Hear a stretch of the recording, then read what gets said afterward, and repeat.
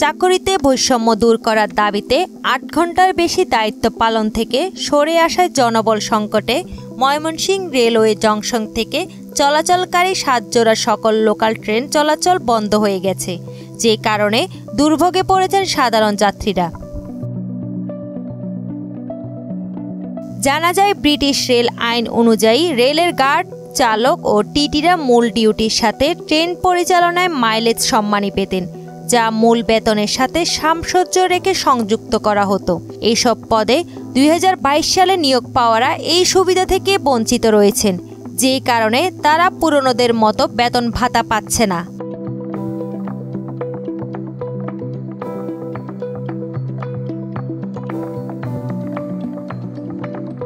British rail আইন থেকে সরে আসা রানিং ট্রেনে দায়িত্ব পালন করলেও ওই আইনে ভাতা বা মাইলেজ না পাওয়ায় ২০২২ সালে নিয়োগ পাওয়া ট্রেনের গার্ড, চালক ও টিটিরা তাদের দাবি আদায়ের বিক্ষোভ মিছিল করছে এবং ৮ ঘন্টার অতিরিক্ত দায়িত্ব পালন থেকে বিরত রয়েছে। নতুনদের দাবির সাথে একাত্মতা ঘোষণা করে চাকরিতে বৈষম্য দূর করতে নিজেদের কিছু দাবি নিয়ে নতুনদের সাথে আন্দোলন ও বিক্ষোভে অংশ নিয়েছেন পুরাতন গার্ড, চালক ও টিটিরা। যে জায়গায় আমার হেডকোয়ার্টারে 12 ঘন্টা চাকরি করার কথা, কিন্তু আমরা 6 ঘন্টা চাকরি করেও আমরা রেলকে ভালোবাসি বলে রেলের চাকাকে সচল রেখেছিলাম।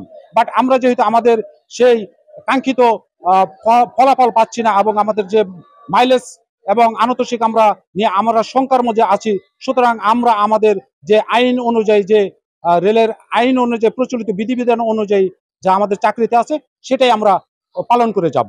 এই আজকের যে বিক্ষোভ কর্মসূচি বা আমরা যে বর্তমানে যে নিয়মতান্ত্রিক ডিউটিগুলো করছি সেই অনুসারে আজকের আমাদের বিক্ষোভ কর্মসূচি ছিল। আমাদের কোনো কর্মবিরতি বা রানিং স্টাফদের কোনো কর্মবিরতি নেই, নিয়মতান্ত্রিক ডিউটি করে আসছে। কিন্তু প্রশাসন তাদের লোক স্বল্পতা বা লোক শর্টের কারণে যে লোকাল ট্রেনগুলো আছে সেগুলো আর কি বন্ধ করে রাখছে। আমাদের পক্ষ থেকে কোনো এগুলো বন্ধ করা কোনো, এর জন্য প্রশাসনই দায়ী। এখন বর্তমানে ২০২২-এ আমরা যারা নিয়োগপ্রাপ্ত হয়েছি, আমাদের টোটালি মাইলেজটা দিচ্ছে না। যেহেতু দিচ্ছে না, সেহেতু আমরা অন্যান্য অধিদপ্তরের মতন ৮ ঘন্টা ডিউটি করতে চাচ্ছি নিয়মতান্ত্রিক উপায়ে। এইদিকে বিভাগীয় শহর থেকে ৪ রেল রুটে লোকাল ট্রেন চলাচল বন্ধ হয়ে যাওয়ায় যাত্রীরা চরম দুর্ভোগে পড়েছেন। তাদের দৈনন্দিন কাজে ব্যাঘাত ঘটছে। দ্রুত এইসব রুটে ট্রেন চলাচলের দাবি ট্রেন যাত্রীদের। আমাদের যাতায়াতের এই বিরূপ প্রতিক্রিয়ার কারণে আমাদের কর্মক্ষেত্রেও অনেক অসুবিধা হচ্ছে। যাতায়াতের সঠিক মতো আমরা কাজগুলো আমরা ঠিক সময়ে সম্পন্ন করতে ব্যর্থ হচ্ছি। ট্রেনগুলো আছে লোকাল, সেগুলো যদি চালু করে দেয় তাহলে পাবলিকের কষ্টগুলো একটু কমবে। লোকাল ট্রেনগুলি বন্ধ হতে আমাদের সকল সাধারণ যাত্রীদের কষ্ট হচ্ছে, ভোগান্তি হচ্ছে। এই লোকাল ট্রেনগুলি চালু করা দরকার।